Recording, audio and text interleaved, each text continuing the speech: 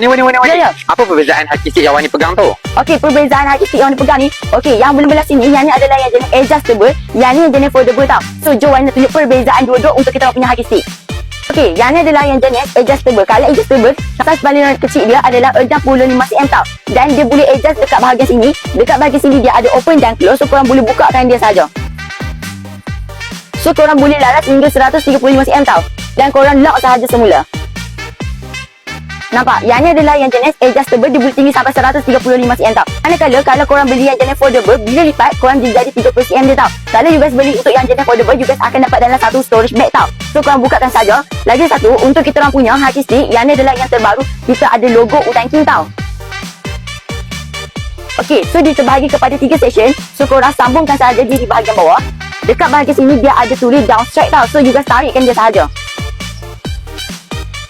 Ini korang tarik sampai terkeluar batu hidden tau. Untuk kita orang punya haki stick, dia boleh panjang sehingga 110cm tau. Yang ni adalah perbezaan untuk kita orang punya haki stick. Yang ni adalah yang jenis adjustable. Dia boleh tinggi sampai 135cm. Manakala untuk affordable, dia boleh tinggi sehingga 110cm je tau. So kalau korang berminat antara kedua-dua haki stick ni, korang boleh dapatkan sekarang dekat Beg Calling tau. Bye!